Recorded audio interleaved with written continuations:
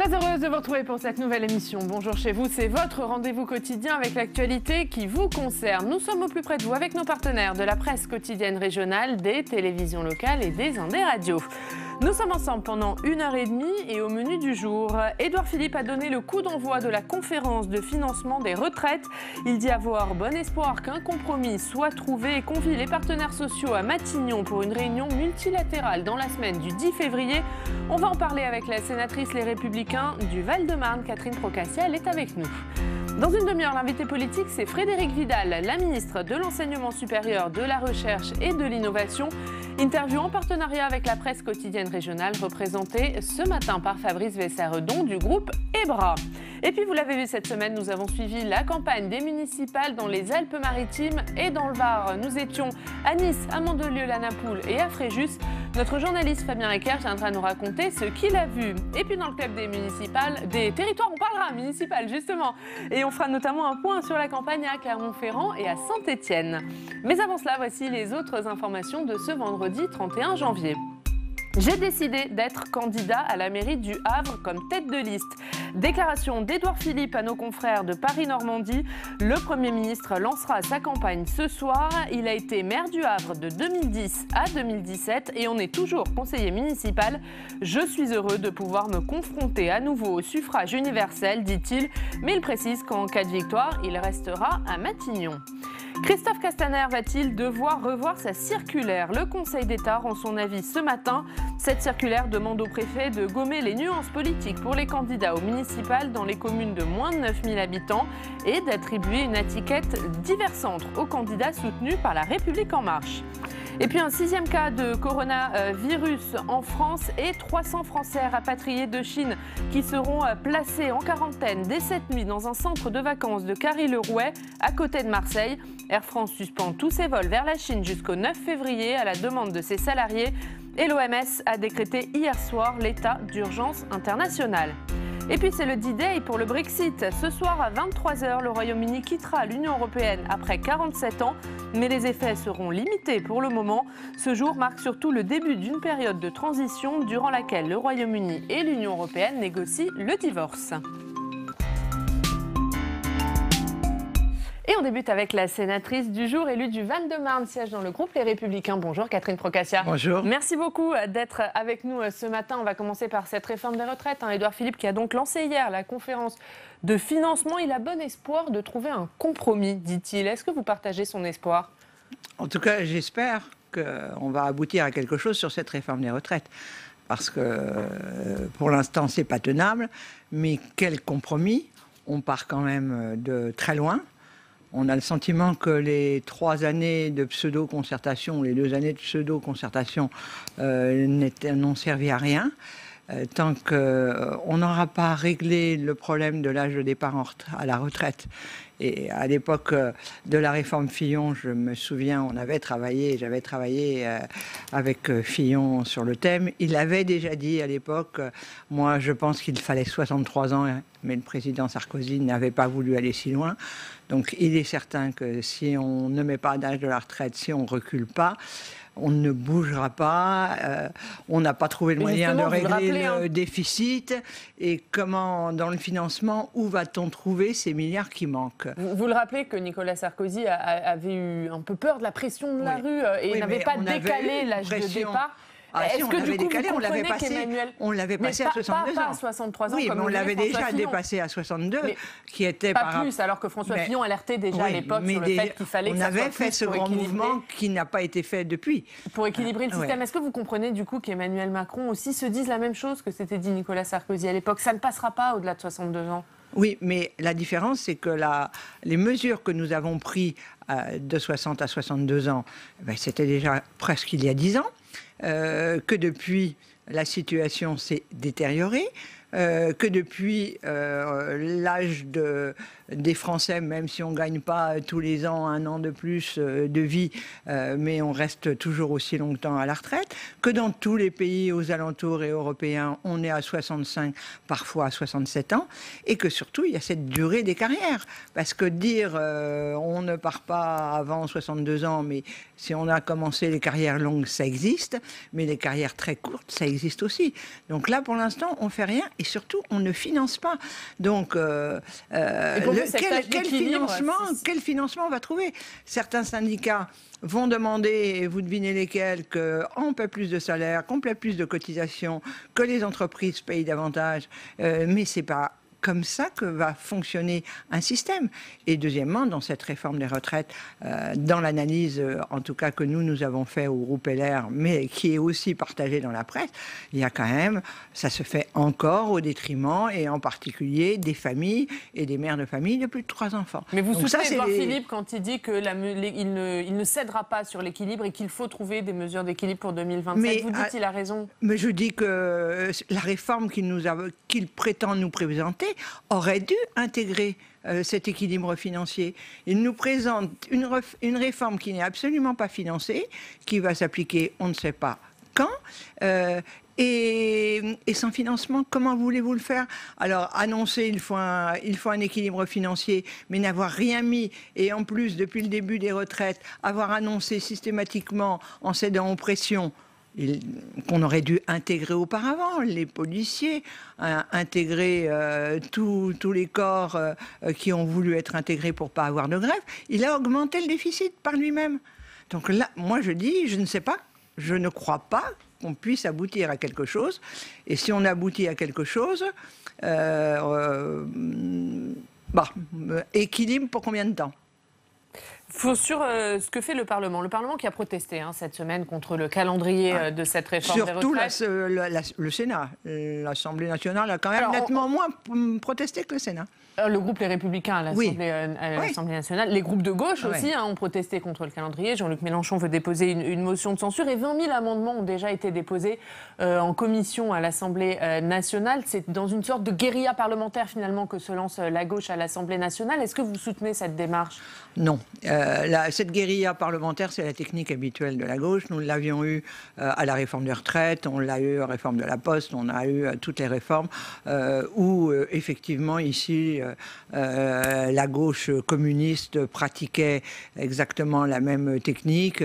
Je me souviens de la réforme des retraites justement à l'époque de Fillon, puisque j'étais déjà sénateur, où chaque sénateur du Parti communiste annonçait et parlait pendant plusieurs minutes pour dire non, ça ne peut pas s'appliquer aux artisans bouchers, après ça ne peut pas s'appliquer aux chaudronniers pour telle raison, et on remettait la même chose et on faisait 200 amendements qui ne servaient à rien. Donc les Républicains ne feront pas d'obstruction parlementaire, ils examineront ce texte comme ils examinent les autres textes? Ils examineront ce texte. On n'a pas le principe de faire de l'obstruction, mais on voudrait et on avait demandé à examiner ce texte avec l'importance qu'il a, c'est-à-dire pas en lecture accélérée et surtout après avoir des éléments de financement et pas un texte dans lequel tout va être décidé par ordonnance.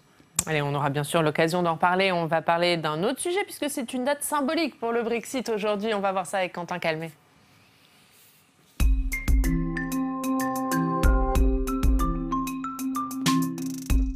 Et Quentin Calmet qui fait son entrée avec ce beau drapeau européen. J'ai sorti le drapeau. Exactement, puisque c'est une semaine historique pour l'Union européenne. En tout cas, c'est le sentiment qu'ont eu les observateurs à Bruxelles. Oui, tout à fait. C'est pas forcément un drapeau pour un moment de joie, mais c'est effectivement un moment historique, une première pour l'Union européenne. Ce soir à minuit, l'UE perd un État membre. La fin d'un long feuilleton du Brexit, 3 ans et demi après le vote du référendum. Pas mal d'images symboliques fortes cette semaine. On va vous les remontrer, Catherine Procaccia, si vous ne les avez pas encore vues. Il y a eu ce moment fort lorsque les députés européens se sont levés mercredi après le vote final sur le traité de retrait du Royaume-Uni. Vous le voyez, les députés européens qui ont chanté cette chanson écossaise, on l'entend, cette chanson écossaise, Auld Lang Syne. Ce n'est qu'un au revoir en français. Et Ursula von der Leyen qui a adressé aux 73 eurodéputés britanniques qui quittent le Parlement européen cette phrase « Nous vous aimerons toujours et nous ne serons jamais loin ». Il y a donc mécaniquement, Oriane, 5 nouveaux eurodéputés français qui entrent au Parlement européen. Eh oui, ça fait quand même des heureux, ce Brexit, parmi quelques députés français. Alors, Quentin, il y a quand même eu des manifestations hier soir. Tout à fait, à Londres et à Bruxelles. On va aller voir des manifestants qui ont marqué le coup. Le moment est venu où l'aube pointe et le rideau se lève sur un nouvel acte, a dit Boris Johnson. Mais donc, on va voir ces manifestations ici à Londres. Des manifestations pro-Europe. Vous voyez, il y a écrit « Our roots are European ». Et de l'autre côté, eh bien, sur le continent, on le voit, c'était à Bruxelles. Et donc, on le voit, ces manifestants qui ont manifesté. Et je voulais aussi vous montrer ces images des partisans du Brexit. Nigel Farage en tête, qui eh bien, était à la fête mercredi. Lui, il a dit « Ce soir, nous passons le point de non-retour. Nous quittons le traité de Rome. Il n'y aura pas de retour en arrière », a-t-il dit dans une conférence de presse. Et ce Brexit, finalement, Quentin, qui a lieu ce soir à minuit, heure de Londres, il est finalement plus symbolique qu'autre chose ce jour. Tout à fait, c'est effectivement le jour J de la séparation. Le Royaume-Uni quitte effectivement les institutions européennes, mais pour l'heure, rien ne change véritablement, car la date d'aujourd'hui marque la séparation, 47 ans après l'entrée du Royaume-Uni en Europe, mais il reste à négocier tous les termes de la nouvelle relation entre ce pays et l'Union européenne. Durant cette période, le Royaume-Uni reste soumis aux droits de l'Union et à la Cour de justice de l'UE. Et on a vu la secrétaire d'État française chargée des affaires européennes qui attend des garanties fermes de la part des Britanniques. Écoutez Amélie de Montchalin. Aujourd'hui, on a une exigence. C'est qu'il nous faut des garanties très fortes pour que pour les pêcheurs, pour les agriculteurs, pour les citoyens, pour les entreprises, nous ne rentrions pas après ces 11 mois dans une guerre commerciale ou dans une situation où on a un paradis fiscal, un paradis social ou un pays qui veut importer des choses sans respecter, j'y reviens, nos normes environnementales, sociales, agricoles. Voilà, qu'il s'agisse des zones de pêche, de la poursuite ou non, des échanges étudiants via Erasmus, c'est très concernant. La circulation des personnes, mais aussi des biens, il va falloir trouver un compromis sur tous ces sujets afin qu'il n'y ait pas cette expression qui revient de Singapour sur Tamise, juste là, à la portée de l'Union européenne. Une zone qui s'affranchirait de nos normes sociales, fiscales et environnementales. Ça, le gouvernement et les gouvernements de l'UE n'en veulent pas.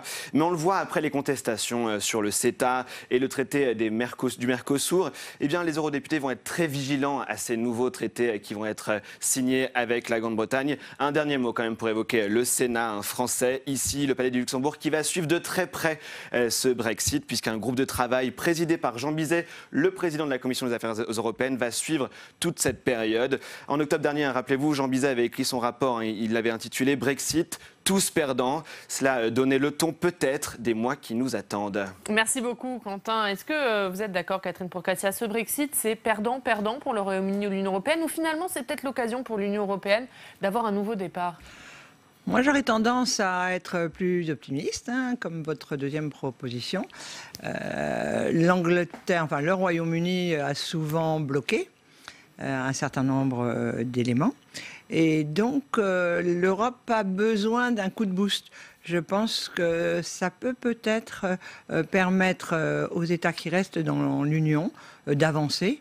Par exemple, les relations très étroites entre la Grande-Bretagne et les États-Unis ont toujours été un peu problématiques par rapport à l'Union européenne. Il y a un certain nombre de dossiers comme la défense qui n'avançaient pas, et une défense, à défaut d'être une défense européenne, mais d'avoir des intérêts et des approches communes.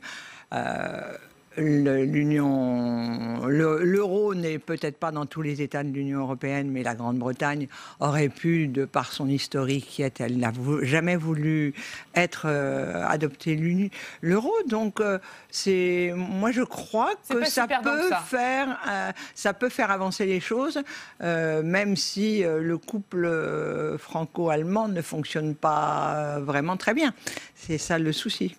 Quelles alliances maintenant? On va continuer à parler de l'Union européenne, mais sur un autre sujet, que vous connaissez bien, c'est la 5G. Vous étiez rapporteur de la loi 5G ici au Sénat. C'est une loi notamment qui oblige les opérateurs à demander au Premier ministre de valider les choix d'équipementiers réseau. Et l'Union européenne intervient puisque Thierry Breton, qui est le commissaire, a présenté il y a quelques jours une boîte à outils pour protéger contre les risques liés au déploiement de cette technologie. Mais pas d'interdiction de Huawei pour Thierry Breton, comme le demandaient les États-Unis. Est-ce que vous soutenez la position européenne? Écoutez, si vous regardez le texte que, en particulier, j'ai avancé et fait voter au Sénat et adopté aussi par les députés, ça va exactement dans le même sens. Vous précisiez, ce n'est pas une loi anti-Huawei. C'est pas une loi anti-Huawei, c'est une loi sécurité. Or, pour moi, et je l'ai répété, les premiers qui nous ont espionnés, c'était quand même bien les Américains et pas forcément les Chinois. Donc pour moi, tout le monde doit être sur la même longueur d'onde et en tout cas sur la même défiance. Mais est-ce qu'il y a quand même une menace Huawei ou pas? Je ne sais pas. S'il y a une menace Huawei, il y a une menace de toute façon, quel que soit le type d'opérateur. On est plus proche d'opérateurs européens, mais l'important, c'est qu'effectivement, on puisse surveiller les réseaux, qu'on ne mette pas n'importe quel équipement n'importe où. Et dans la décision qui a été prise par l'Union européenne, c'est quand même très très proche du texte que nous avons négocié avec les opérateurs, avec le gouvernement et voté au Sénat au mois de juin. Donc dans les dispositifs de l'Union européenne, je dirais que c'est presque un copier-coller des dispositifs français. Allez, on va quitter l'Union européenne, on va revenir sur le sol français dans une rédaction locale. Aujourd'hui, direction Strasbourg. On va retrouver nos partenaires des dernières nouvelles d'Alsace. Bonjour Emmanuel Viau, journaliste aux dernières nouvelles d'Alsace. Et vous allez nous parler d'un sujet qui fait polémique, puisque après Rennes, la polémique des terrasses chauffées en hiver gagne Strasbourg. Oui, c'est vrai qu'il peut paraître très agréable de passer un peu de temps dehors au chaud, en terrasse, plutôt que de rester toujours enfermé à l'intérieur dans cette saison. Depuis quelques années, la culture française de la terrasse s'est ouverte à l'hiver. On connaît une véritable explosion du nombre de dispositifs de chauffage qui fonctionnent souvent à l'électricité. Dans les centres-villes, Strasbourg ne fait pas exception. Mais depuis que la ville de Rennes a décidé d'interdire le chauffage en terrasse des bars et des restaurants, on se pose aussi la question dans la capitale alsacienne. Et ce qui pousse à cette interdiction, ce sont bien sûr des considérations écologiques, hein. Évidemment, comme à Rennes, la question du climat est derrière tout ça. Un spécialiste en énergie qui est cofondateur de Negawatt, une association nationale qui prône la sobriété et l'efficacité énergétique, a par exemple fait une estimation. Selon ses calculs, une terrasse chauffée qui est chauffée pendant 14 heures par jour, de mi-novembre à mi-mars, qui fait par exemple 5 mètres de largeur sur 15 mètres de long, qui est équipée de 10 chauffages électriques, ça équivaut à la consommation électrique hivernale de 9 familles. Pendant que certains dénoncent une gabegie énergétique, les responsables de ces établissements se défendent. Ils parlent d'un usage raisonné du chauffage, par exemple en allumant seulement si un client et pas tout le temps, et en utilisant aussi des lampes de dernière génération qui sont plus efficaces. Il faut dire que pour les établissements à vocation festive, en particulier, aménager une terrasse de ce type-là, c'est le moyen de pratiquement doubler la capacité d'accueil. Bien évidemment, la perspective d'une interdiction suscite déjà des craintes pour le chiffre d'affaires. Et il faut dire qu'il y a un certain type de clientèle qui profite de ces terrasses chauffées. Oui, ce sont les fumeurs. Ils ont été exclus de l'intérieur de ces établissements en 2008, suivant l'interdiction de fumer dans les bars et autres restaurants. Alors, ils profitent de ces installations pour s'en griller une bien au chaud. D'ailleurs, une fumeuse qu'on a interviewée en terrasse, nommée Céline Rousseau, qui se disait pourtant spontanément écologiste, n'avait pas encore fait le lien avec le fait de chauffer de l'air froid. Ça l'a un peu culpabilisé quand on en a parlé. Et c'est vrai que parfois, il peut arriver qu'on oublie certaines convictions au cours d'une soirée sympa avec des amis. En tout cas, cette fumeuse a promis d'opter la prochaine fois pour une formule plus verte, thé, cigarettes et plaid. Et voilà, et on va parler municipal bien sûr, pour terminer, municipal à Strasbourg, puisqu'on annonce le retour sur le devant de la scène d'une grande figure politique locale à Strasbourg. Catherine Trottmann, vous vous souvenez, c'est une ancienne ministre de la Culture sous Lionel Jospin. Elle a aussi été députée du Bas-Rhin, députée européenne et maire de Strasbourg. À l'âge de 69 ans, elle a décidé de s'investir à nouveau dans la politique locale, aux côtés du candidat PS déclaré, Mathieu Kahn. On savait déjà qu'elle se présentait sur sa liste. On apprend maintenant qu'ils formeront un tandem. Le premier se destine à la ville, la seconde à l'Eurométropole. L'idée, c'est de pallier au déficit de notoriété d'un candidat qui est à la peine au niveau des intentions de vote. Il faut dire que Mathieu Kahn se retrouve un peu embouteillé parmi les nombreux dauphins du maire Roland Ries qui se sont portés candidats. Pour l'anecdote, Catherine Trottmann avait dû en son temps céder le passage de la mairie de Strasbourg au socialiste Roland Ries. D'une certaine façon, la boucle est bouclée. Eh bien, merci beaucoup Emmanuel Viau. On va regarder ensemble à une des dernières nouvelles d'Alsace. Aujourd'hui, terrasse chauffée sur le grill. C'est donc à la une de votre journal. Merci d'avoir été en direct avec nous, Catherine Procaccia. On va continuer à parler municipal, mais dans votre coin cette fois-ci. C'est la revue de presse de votre département avec Quentin Calmet.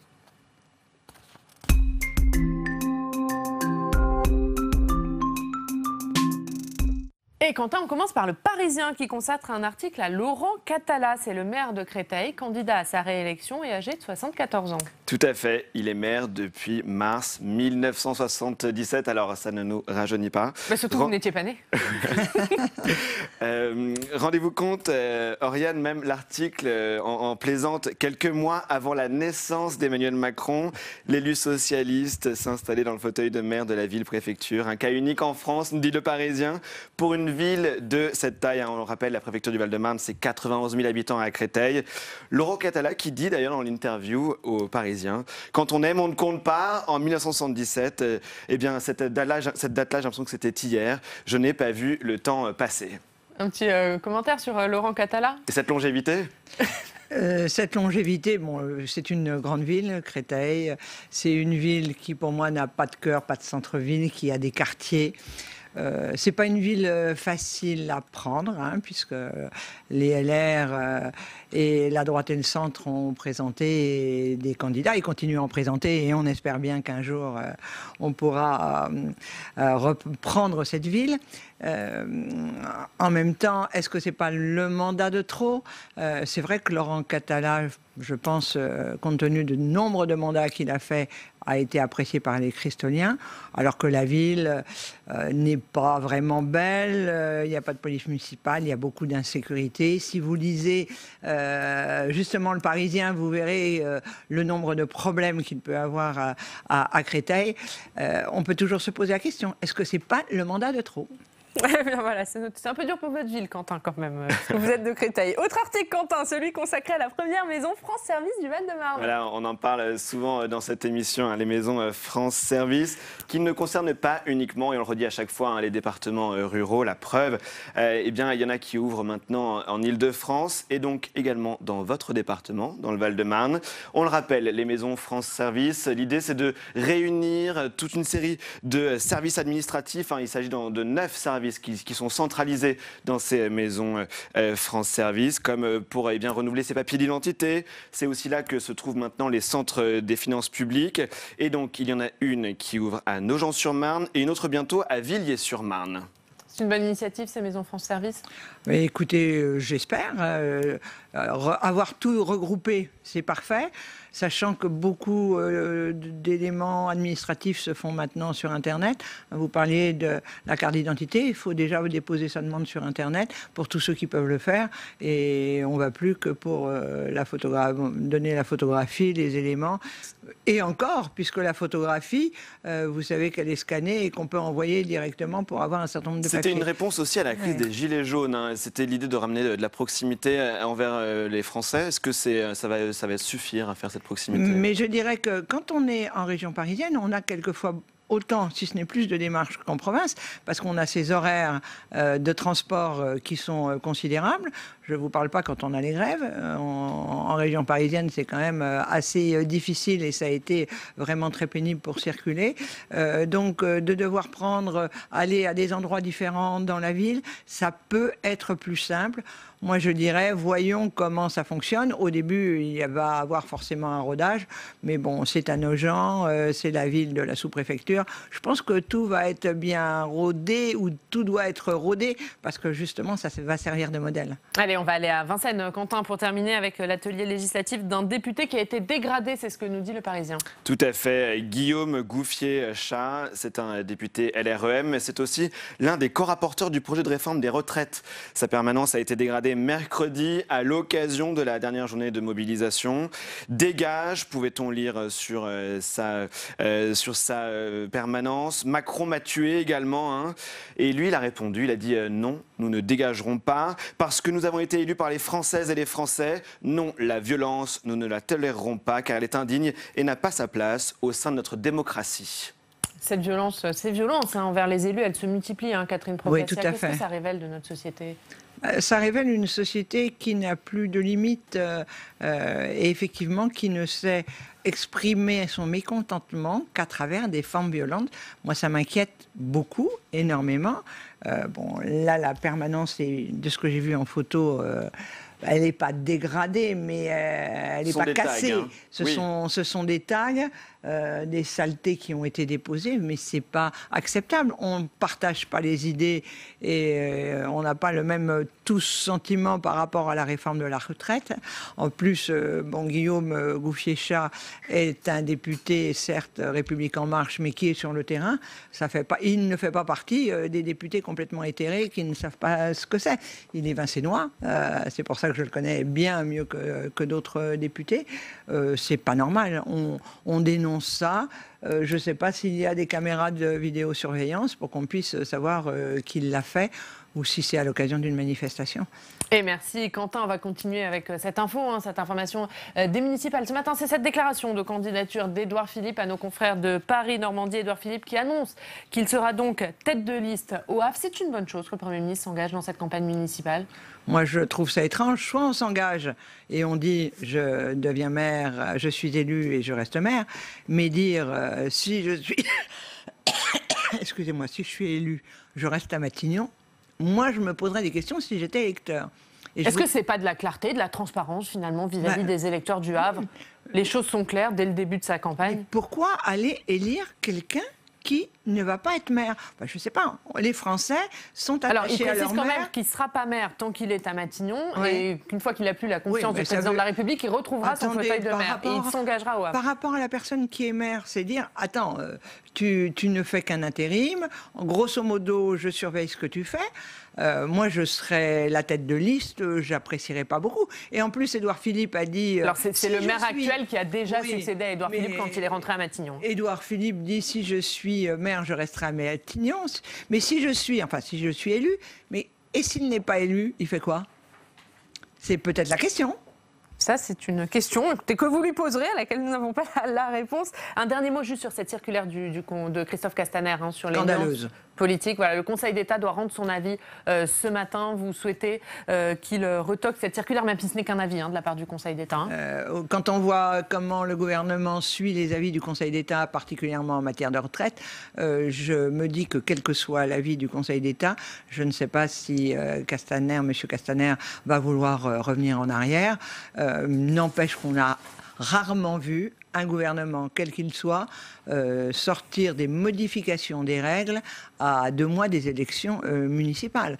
De toute façon, dorénavant, je suis persuadée que quels que soient les résultats qui vont être publiés, personne n'y croira, compte tenu de cette polémique. Enfin, dire qu'un seul élu sur une liste de 10, de 15 ou de 20 noms peut dire « moi je suis République En Marche parce que c'est bien ça le problème et donc la liste va être République ». Je trouve ça assez étonnant, scandaleux et de toute façon ça décrédibilise immédiatement tous les résultats qui vont être publiés après les élections municipales. Eh bien, merci beaucoup. Merci Catherine Procaccia d'avoir été avec nous ce matin. Dans 2 minutes, l'invité politique, c'est Frédérique Vidal, ministre de l'Enseignement supérieur, de la Recherche et de l'Innovation. Elle est avec nous, mais avant de l'entendre, on va regarder les modules pédagogiques que nous vous proposons pour tout comprendre de ces élections municipales. Ils sont réalisés en partenariat avec France 3 Noah, la chaîne de la Nouvelle-Aquitaine. Aujourd'hui, on va s'intéresser aux procurations. Regardez.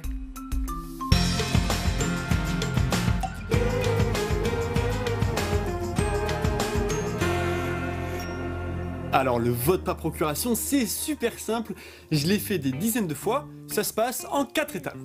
Étape numéro 1, demandez à un ami d'aller voter à votre place. Étape numéro 2, partez en vacances. Étape numéro 3, il oublie d'aller voter. Et étape numéro 4, vous rentrez de vacances et il vous dit qu'il a voté. Bon du coup les résultats, les élections et tout là. Ah ouais, non, ça s'est bien passé, nickel. Vous pouvez avoir 10 000 bonnes raisons de ne pas pouvoir vous rendre au bureau de vote le jour des élections. Je sais pas moi, un saut à l'élastique, un championnat de jet ski à Hawaï, un week-end en amoureux à Venise, ou mieux, l'enterrement de votre belle-mère. Dans ce cas, vous pouvez faire une procuration. Une procuration, c'est le fait de charger une personne d'aller voter à votre place. Cette personne doit répondre à plusieurs critères. Elle doit être inscrite sur la même liste électorale que vous, peu importe son bureau de vote. Autrement dit, elle doit seulement voter dans la même commune que vous. Ensuite, elle ne doit pas déjà voter pour quelqu'un d'autre. Et oui, un électeur ou une électrice ne peut voter qu'à la place d'un seul résident français. Enfin, ce doit être une personne de confiance. C'est très important car il n'y a aucun moyen de vérifier qu'elle respectera bien votre choix de vote le jour J. Bon, et là, vous allez me dire comment ça marche le vote par procuration. Eh bien, la procédure est très simple. Vous devez vous rendre dans un tribunal d'instance, un commissariat ou une gendarmerie. Pour ceux qui vivent à l'étranger, c'est au consulat ou à l'ambassade de France que ça se passe. Une fois dans un de ces lieux, vous allez devoir remplir un formulaire CERFA nommé vote par procuration. Vous y inscrivez votre identité ainsi que celle de la personne à qui vous donnez procuration. Bon, petite astuce perso, si vous voulez gagner du temps, vous pouvez imprimer et pré-remplir ce formulaire à la maison. Pour finir, vous donnez à la personne qui vous accueille les papiers, elle va vérifier votre identité et se charger de transmettre votre demande à la mairie. Question délai, il faut que votre formulaire s'achemine jusqu'à la mairie concernée par courrier, ou plus tard, la veille du scrutin. On observe étrangement une forte affluence la semaine précédant les élections. Donc pour être sûr que votre demande soit traitée, eh bien n'attendez pas le dernier moment. Et voilà, pour le reste, ça se passe comme un vote classique, sauf que vous votez 2 fois. Sur ce, je vous donne rendez-vous la semaine prochaine pour un nouvel épisode. Et en attendant, n'oubliez pas de me poser vos questions à l'adresse ci-dessous. Allez, ciao!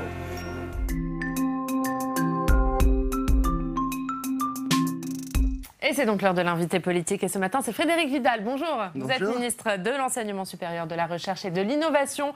On est ensemble pendant 20 minutes pour une interview en partenariat avec la presse quotidienne régionale représentée par Fabrice Vesseredon du groupe EBRA. Bonjour, bonjour. Bonjour Ariane, Fabrice. madame. Le groupe EBRA, les journaux de l'Est de la France, C'est pour ça. ceux qui ne le savent pas encore. Mais ils sont peu nombreux. On va commencer par les municipales, Frédérique Vidal, et cette déclaration de candidature du Premier ministre Édouard Philippe. Il sera donc candidat au Havre et tête de liste. Il en avait informé quand, son gouvernement ?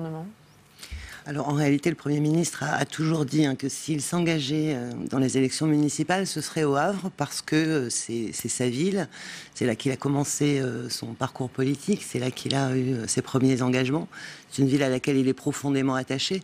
Donc nous savions que s'il prenait cette décision, ce serait au Havre. Mais là, c'est Et il avait quand dit vous a-t-il dit, qu'il l'annoncerait. vendredi, je déclarais ma candidature à la mairie du Il Havre. avait dit qu'il l'annoncerait avant le 31 janvier et c'est ce qu'il a fait. Mais à vous, à son gouvernement, il a dit quand ? J'ai Est-ce pas- qu'au est-ce qu'au Conseil des ministres, il vous a dit vendredi, je vais me déclarer candidat ? ou pas Je pense que, d'abord, j'ai pas à dire ce que dit le Premier ministre ou pas à son gouvernement sur un plateau, mais en tout cas, c'est Vous une étiez au très courant. bonne chose C'est pas une qu'il ait surprise pour souhaité le vous. faire. C'est pas une surprise. Moi, j'ai quand même une petite question.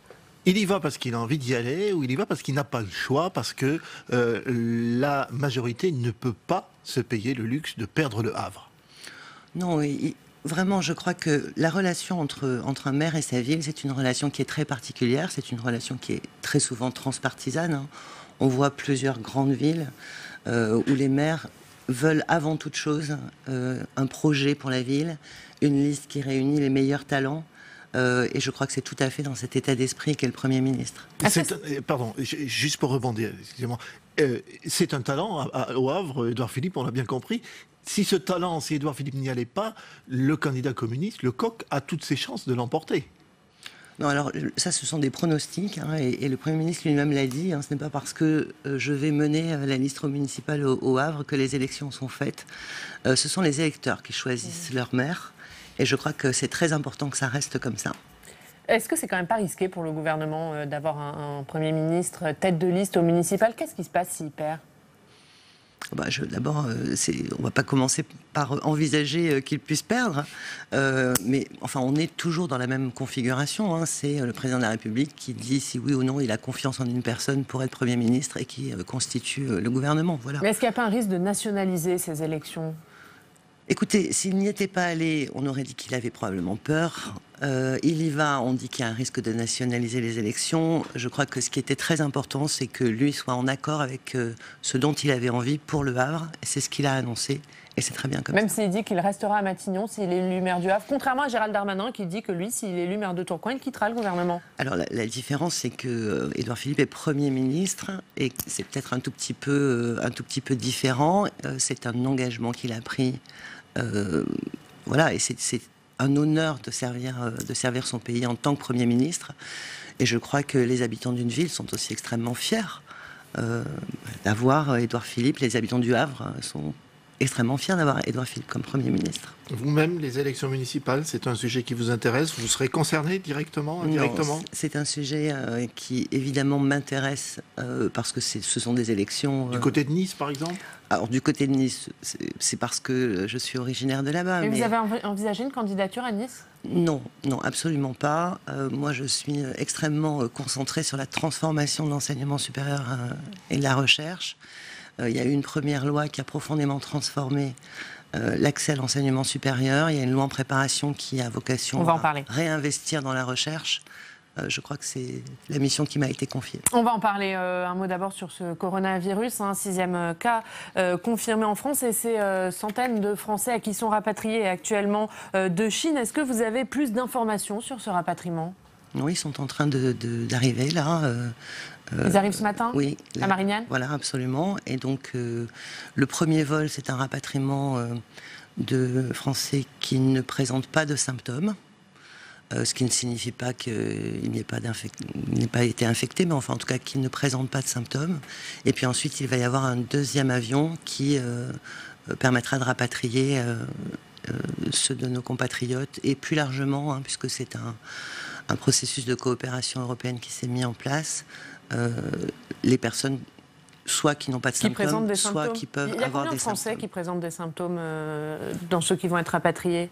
Honnêtement, ça, je ne peux pas vous le dire parce que d'abord, ça évolue tous les jours. Ce qui était important aussi, c'est qu'il y ait des équipes médicales qui soient envoyées sur place justement pour mener ces interrogatoires et pour pouvoir Mais en tout cas, vous nous dites que parmi les Français rapatriés, il y en a déjà qui présentent des symptômes en Chine et qui sont à risque. Dans le deuxième avion, il est prévu qu'il y ait une possibilité d'avoir des personnes contaminées. Ça ne signifie pas qu'il y en aura, ça c'est aux équipes médicales sur place d'en juger. Alors le premier avion des personnes qui ne présentent pas de symptômes, il arrive ce matin, le deuxième avion il arrive quand? Le deuxième avion, il me semble, est parti cette nuit ou est en train de partir, il est en route. Et les deux vont à Marignane et les deux avions, les personnes des deux avions sont placées en quarantaine à Carry-le-Rouet?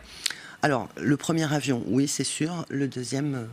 Je n'ai pas d'informations, je ne sais pas. Pas forcément au même endroit, forcément que celles qui ne présentent pas de symptômes. Est-ce qu'il y a des consignes, des mesures particulières que vous voulez mettre en place, que vous allez mettre en place pour les étudiants, puisque vous êtes ministre de l'Enseignement supérieur? Évidemment, les consignes sont les mêmes que pour l'ensemble de la population, et c'est vraiment très important. Il faut appeler le 15 quand on a des symptômes. Il faut surtout ne pas se rendre chez son médecin ou ne pas se rendre dans un service d'urgence.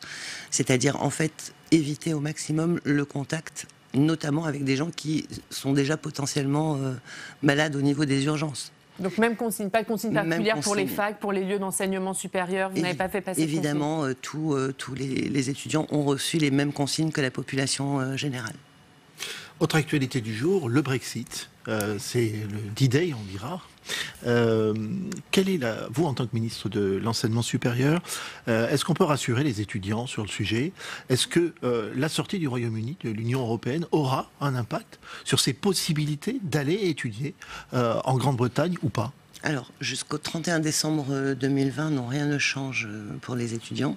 Mais c'est demain, ça. Oui, et donc nous avons effectivement 11 mois pour... nous mettre d'accord sur l'ensemble du traité de sortie. Mais bien sûr, à partir du moment où le Royaume-Uni n'est plus dans l'Union européenne, nous avons à discuter notamment de toutes les mobilités Erasmus, qui sont des mobilités au sein de l'Union européenne. Qui était plutôt une réussite. Absolument, qui est une très très grande réussite et qui permet aux jeunesses européennes de bouger, de se rencontrer, de se connaître, et qui crée aussi ce sentiment d'appartenance à l'Europe. La France est prête à continuer à accueillir dans les mêmes conditions les étudiants britanniques et à demander l'appareil? En fait, ça ne se pose pas dans ces termes-là. En réalité, il n'y a pas de négociation secteur par secteur, morceau par morceau, etc. C'est une négociation globale qui doit se faire. Je pense que le Royaume-Uni et les Britanniques vont petit à petit se rendre compte de toutes les choses en fait qui leur paraissaient naturelles et qui étaient liées au fait qu'ils appartenaient à l'Union européenne et qu'ils vont perdre. Voilà, c'est une négociation globale qui se met en place. Ce n'est pas une négociation ni secteur par secteur, ni pays par pays. L'Union européenne reste l'Union européenne et c'est elle qui négocie avec la Grande-Bretagne. Un mot sur la réforme des retraites, cette conférence de financement qui a été lancée hier par le Premier ministre Édouard Philippe. Est-ce que c'est pour le gouvernement une manière de gagner du temps avant de mettre en place l'âge d'équilibre? C'est pas du tout une manière de gagner du temps. Le gouvernement a toujours été très clair sur cette réforme des retraites. D'abord, nous pensons qu'elle est indispensable. Nous devons avoir une retraite qui soit beaucoup plus universelle, dans le sens où, actuellement, il y a 42 caisses qui reçoivent les cotisations et qui sont censées payer les retraites des gens qui adhèrent à ces caisses. Qu'est-ce que ça signifie? Ça signifie que si on a des métiers qui disparaissent, si on a des caisses qui sont moins abondées par un certain nombre de personnes, c'est l'État qui compense. Ce que nous souhaitons, c'est une caisse unique, un régime unique, c'est-à-dire une solidarité complète de l'ensemble des Français, pour l'ensemble des Français. C'est ça que nous souhaitons mettre en place. Mais sur cette question de l'âge d'équilibre, on ne peut pas mettre en place ce système à partir d'un système qui est déficitaire. Et ça, nous l'avons toujours dit. Il faut donc trouver une solution pour apurer la dette. Sinon, le système va partir avec une dette, et cette dette, eh bien, elle va se traîner génération après génération. Et la solution, c'est forcément une mesure d'âge? Non, c'est pas forcément une mesure d'âge. Ce que le gouvernement avait proposé, c'est effectivement l'idée d'avoir un âge pivot. Vous pouvez partir à la retraite à 62 ans, et plus vous retardez votre départ à la retraite, plus votre retraite est élevée. C'est pas non plus quelque chose de très inhabituel. En réalité, c'est déjà ce qui se passe, et quand on pense que, de toutes les façons, il était prévu d'arriver à 43 annuités de cotisation en 2035. En réalité, si vous faites le compte, vous voyez qu'on est déjà au-delà de ce qui avait été proposé par le gouvernement si on a 43 annuités, sachant que l'âge moyen d'entrée dans l'emploi, c'est 22 ans. Donc, ce qui est important, c'est de trouver une solution pour que ce nouveau système puisse se mettre en place en n'emmenant pas la dette de l'ancien système. C'est tout ce que nous souhaitons. Et cette conférence de financement doit nous permettre de trouver des solutions. Si on n'en trouve pas, eh bien on regardera, parce qu'il faut qu'il y ait un accord global. Donc vous imaginez comme c'est quand même pas complètement simple de mettre d'accord l'ensemble des syndicats et des représentants. Surtout qu'on a vu hier qu'ils avaient des positions divergentes. Voilà. Donc évidemment, on ne va pas rien en faire, même s'il n'y a pas de consensus à la fin. Ce qui est très important pour nous, c'est d'entendre les idées proposées par les uns et par les autres, de manière à pouvoir ensuite prendre nos responsabilités. Est-ce que vous entendrez aussi le Parlement? Il y a une fronde qui s'est déclarée cette semaine au Parlement sur le calendrier de cette réforme, sur le fait que la procédure accélérée pour un tel texte, c'est-à-dire une seule lecture par chambre, ce n'était pas respecter le Parlement. L'examen en commission débute lundi. Il y a déjà plus de 20 000 amendements qui ont été déposé à l'Assemblée nationale. Est-ce que le gouvernement se prépare à faire face à une guérilla parlementaire? Alors d'abord, je voudrais simplement rappeler que cette procédure accélérée, c'est une procédure qui a été utilisée chaque fois qu'il y a eu un texte sur les retraites. Donc c'est pas quelque chose d'extrêmement nouveau. Le travail d'un parlementaire, c'est évidemment d'écrire la loi, et c'est donc de proposer des amendements à la loi qui est proposée par le gouvernement. S'il y a 20 000 amendements qui ont du sens, eh bien, c'est très important que le Parlement puisse examiner ces 20 000 amendements qui apportent quelque chose à la loi. Je suis sûr que c'est ce que font les parlementaires, des amendements qui ont du sens et qui vont apporter à la loi. Vous en doutez quand même un petit peu. Écoutez, moi je ne suis pas parlementaire, et il se trouve que je fais confiance aux parlementaires pour écrire la loi. Un mot sur les chercheurs, peut-être. Est-ce que les chercheurs, le monde de l'enseignement supérieur, de la recherche, va y perdre avec cette réforme des retraites? Alors, dans le cas du monde de l'enseignement supérieur et de la recherche, ça fait 11 mois que nous travaillons, à la demande du Premier ministre et du Président de la République, sur une revalorisation et sur l'attractivité de l'ensemble des métiers de la recherche. Et donc, c'est ce que nous faisons. Il y a déjà des annonces qui ont été faites. Nous allons évidemment aller encore plus loin. Il y a une véritable volonté de ce gouvernement d'investir dans la recherche. Juste sur les annonces, pour qu'on comprenne bien, parce que vous avez annoncé des annonces de revalorisation sur le salaire des chercheurs, mais des jeunes chercheurs, est-ce que du coup, cette revalorisation à 2 SMIC, je crois, elle va concerner tous les chercheurs ou uniquement ceux qui entrent dans le métier? Alors, c'est une question très intéressante. Est-ce que vous imaginez que ce que je propose, c'est que quelqu'un qui sera recruté l'année prochaine gagne plus que quelqu'un qui sera recruté l'an dernier? Évidemment non. Donc, ce que ça veut dire lorsque nous disons que plus aucun jeune chercheur ne sera recruté à moins de 2 SMIC, ça veut dire que, évidemment, ça fait progresser l'ensemble des gens qui sont déjà recrutés. Je ne pensais pas complètement nécessaire de le préciser parce que l'inversion de carrière, c'est quelque chose qui, évidemment, n'est juste pas possible hein, et pas envisagé. Je pensais que j'avais été claire sur ce sujet plusieurs fois. Je sais que ça a généré des questions, donc je le redis très clairement. Bien sûr que si nous recrutons les jeunes chercheurs à au moins 2 SMIC, ça veut dire que ceux qui auront été recrutés l'année d'avant, eh bien, seront eux aussi augmentés. Nous avons besoin de retenir les gens en France.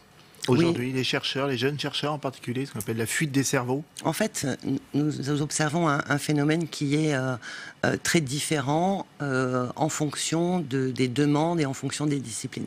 Je vais vous prendre un exemple très simple. Aujourd'hui, on parle beaucoup d'intelligence artificielle. On sait qu'en termes de formation, les meilleurs ingénieurs, les meilleurs docteurs sont formés en France. Nous avons une très longue tradition en mathématiques, en informatique. Aujourd'hui, certains de nos jeunes doctorants, avant même l'obtention de leur diplôme, sont déjà embauchés à des salaires qui défient toute concurrence. Et donc, effectivement, nous sommes en train de perdre cette compétence. Embauchés où? Majoritairement Embauchés, parfois même sur Paris, puisqu'il y a des centres de R&D qui ont été montés sur Paris. En France, sinon, dans le c'est privé. Silicon Valley, sinon c'est Chine, etc. États-Unis, la Pas Chine. forcément dans le privé. Pas forcément dans le privé. Et donc, typiquement sur cet exemple, moi j'ai des alertes de personnes qui me disent, dans 10 ans, nous n'avons plus d'enseignants. Parce qu'en réalité, si tous nos doctorants ou nos jeunes docteurs sont recrutés pour aller faire de l'intelligence artificielle ou du data mining par des sociétés privées ou dans des laboratoires publics d'autres pays, eh bien c'est toute notre capacité à former des générations de jeunes dans ces domaines que nous allons perdre. Et à les conserver. Parce Absolument. qu'aujourd'hui, le système français finance des gens qui potentiellement vont aller travailler ailleurs ou au service du privé. Absolument, et ça c'est normal aussi. Hein. Quand vous participez à l'éducation de votre jeunesse, vous n'attendez pas que toute la jeunesse ensuite se mette à travailler pour l'État. Donc le sujet n'est pas là. Le sujet, c'est quand on a un déséquilibre. Et là, typiquement, on a un déséquilibre notoire. Donc c'est pour ça que c'est très important que nous puissions garantir. Alors, on ne va pas aller au même niveau de salaire. Mais par contre, lorsque je discute avec de jeunes chercheurs, lorsque je discute avec des doctorants, par exemple dans ces disciplines, eh bien, un salaire qui leur permet de ne pas se demander comment ils payent leur loyer à la fin du mois à Paris. Et un environnement scientifique de la qualité de celui que nous sommes capables de leur offrir, eh bien ça leur permettra de rester. Vous allez présenter une loi de programmation pluriannuelle de la recherche. Elle sera présentée quand? Alors, elle est en train d'être terminée en termes d'arbitrage. C'est énormément d'argent. Donc, évidemment, c'est très important que cet argent... Quand vous dites énormément d'argent, c'est combien? Plusieurs milliards. Votre objectif, c'est d'atteindre 3% du Absolument, PIB pour la recherche. Ça veut dire que le gouvernement va mettre combien sur la table? C'est l'objectif qui est annoncé par le président de la République. Hein. Ce n'est pas mon objectif. Hein. Il l'a dit lui-même lors des 80 ans du CNRS. On est actuellement à 2,2 points de PIB. C'est abondé 1 tiers par le public, 2 tiers par le privé. Donc passer à 3% de PIB, ça dépendrait évidemment du PIB, mais c'est plusieurs milliards. Voilà. Plus de 10 milliards, on parle de 10 milliards, c'est ça? L'ordre de grandeur, ça dépend comment on le calcule, mais c'est ça. Et donc la loi, elle sera présentée quand au Conseil des ministres? Alors, elle va partir sur les... Comme c'est une loi de programmation, elle doit d'abord être présentée au CESE, puis au Conseil d'État, puis en Conseil des ministres. C'est premier trimestre, premier semestre. Enfin voilà, c'est dans les quelques semaines. En avril, au mois d'avril? Fin mars, début avril. J'ai pas de date encore définitive. Juste un dernier mot sur ce sujet. Il y a un sujet qui fait un peu polémique, c'est la question du temps de travail des chercheurs. Est-ce que ça sera dans le projet de loi? Non, pas du tout. Alors, je ne sais pas d'où ça sort en réalité. Je crois que peut-être que certains ont confondu les propositions qui étaient faites dans les rapports qui ont été remis, qui étaient des rapports de travail, mais qui ne sont pas, évidemment, les seules bases de notre réflexion. Nous avons aussi ouvert un site web où des milliers de personnes se sont exprimées. J'ai moi-même fait des centaines de réunions dans différents laboratoires, différentes universités. Donc, il ne faut pas prendre à la lettre tout ce qui est écrit dans ces rapports. Et donc vous clarifiez ce matin, la question du temps de travail ne sera pas dans la loi.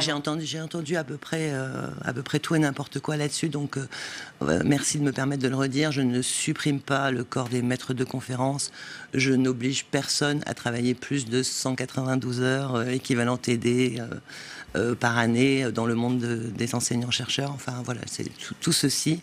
Je ne sais pas de quoi ça relève. Je suis un peu surprise. Normalement, on est dans un milieu qui est plutôt factuel. Eh bien, au moins, prendre c'est clair. un rapport pour une loi, je crois qu'il y a une petite erreur. Ce matin, on va terminer avec la loi bioéthique, puisque le Sénat a terminé son examen, le vote mardi. Oui, avec un texte assez différent, celui de la Commission, qui est ressorti du Sénat. Vous en avez pensé quoi de ces ajustements apportés par le Sénat, notamment sur les lignes rouges en matière de travail sur les embryons? Alors, moi, je trouve que le travail qui a été fait au Sénat, comme celui qui a été fait à l'Assemblée nationale, et je tiens vraiment de ce point de vue-là à saluer les députés et les sénateurs, ça a été un travail qui a été fait avec beaucoup de respect. Ensuite, on a bien vu que les majorités qui se dessinaient étaient des majorités qui ne correspondaient pas forcément aux majorités politiques. Et c'est très important parce que quand on parle de bioéthique, en réalité, on parle de choses qui touchent à l'intime, et donc c'était très important que chacun puisse s'exprimer. C'est un texte qui doit continuer à être travaillé. Il va repartir en deuxième lecture à l'Assemblée nationale, puis il reviendra au Sénat en deuxième lecture. Est-ce qu'il n'y a pas de procédure accélérée sur ce texte? Non, il n'y a pas de procédure accélérée sur ce texte. On sent que le travail sur les embryons pose quand même encore de vraies questions éthiques. Est-ce qu'il faut aller plus loin sur le travail sur les embryons? Est-ce qu'on peut faire autrement? Parce qu'on sent qu'il y a point d'achoppement sur le sujet. Oui, alors en fait, le point d'achoppement, je pense, est lié à une lecture différente. Moi, je me suis fondée sur ce qu'avait écrit le Conseil d'État, qui disait que, en l'état, la loi ne porte aucune interdiction sur la création d'embryons chimériques à partir d'embryons animaux. Donc, alors, les embryons chimériques, c'est insérer des cellules humaines dans des cellules animales. Voilà, donc c'est agglomérer quelques cellules humaines dans un embryon animal. Je crois que les tests qui ont été faits dans un certain nombre de pays, on est de l'ordre d'une cellule sur 100 000. Donc voilà, c'est quand même... Donc ça, c'est une ligne rouge pour les sénateurs. Vous allez le réintroduire à l'Assemblée? C'est-à-dire que c'est une ligne rouge pour les sénateurs, et dans le même temps, ils n'ont pas permis au gouvernement de mettre en place une obligation de déclaration. Parce que eux pensent que la loi en l'état actuel interdit.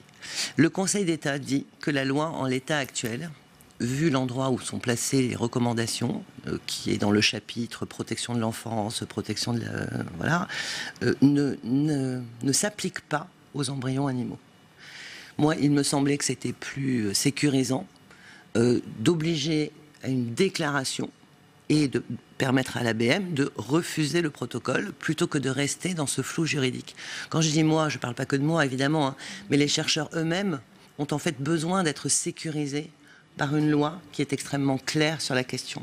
Parce qu'il faut aller plus loin. Je repose ma question, mais en matière de recherche sur les embryons, qu'ils soient chimères ou pas, il faut aller plus loin. Vous évoquez ce qui se passe dans les autres pays, ça veut dire qu'on est un petit peu en retard par rapport à d'autres. On est en concurrence avec d'autres pays, avec d'autres chercheurs? Alors ça n'a pas d'importance qu'on soit en avance ou en retard. Moi, ce qui me paraît très important, c'est qu'en France, on ait une loi de bioéthique. Donc déjà, je vais commencer par dire ce point-là. Mais ce que je veux dire, c'est que, oui, plus la connaissance progresse, plus on se rend compte que, par exemple, il peut y avoir des impacts environnementaux au moment du développement embryonnaire qui ensuite impactent sur les individus pendant toute la durée de leur vie. Le gouvernement ne souhaitait pas que l'on puisse observer le développement d'embryons humains au-delà de 14 jours. Le Sénat a voté 21 jours. Le Sénat a voté 21 jours. Et ça, vous allez le sortir du texte? Très bien. Vous allez suivre les sénateurs? Ils ont voté 21 jours, mais avec un certain nombre de restrictions. Bon, je dois dire que là-dessus, moi... Vous pourriez le garder dans le texte? C'est possible que ce soit gardé, j'ai pas de problème avec ça. Mais ce qui me paraît important, c'est qu'il faut comprendre qu'on a besoin d'étudier le développement embryonnaire au regard de ce qu'il semble amener ensuite en termes de pathologie chez l'adulte ou chez l'enfant. Hein. Les cancers pédiatriques, typiquement, on sait que les sources sont au moment du développement de l'embryon. En mettant quelques cellules humaines dans un embryon animal, on parle de souris, on parle de rats, on fabrique pas des centaures, hein, vous voyez ce que je veux dire. C'est très important de pouvoir le faire pour regarder justement quel peut être l'impact de facteurs environnementaux, par exemple, sur le positionnement de ces cellules dans un embryon. Voilà, c'est ça que les chercheurs demandent. Ça me paraît raisonnable et je crois que c'est très important de faire confiance aux chercheurs. Et on arrive à la fin de cette interview. Merci beaucoup Frédérique Vidal d'avoir été avec nous ce matin. Merci Fabrice Vessard-Redon. Lundi à votre place, ce sera Fabien Roussel, le secrétaire national du Parti communiste. Et on passe tout de suite au Club des territoires. La Mutuelle nationale territoriale, la mutuelle des agents des services publics locaux, vous présente le Club des territoires. NJ, acteur engagé dans la transition zéro carbone des régions, vous présente le Club des territoires.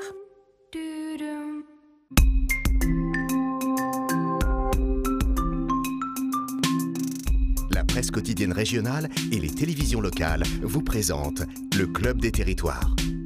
Le Club des territoires en partenariat avec la presse quotidienne régionale, les télévisions locales et les Indes radios. Aujourd'hui, nous parlerons de la réforme des retraites puisqu'Édouard Philippe a lancé la conférence de financement hier.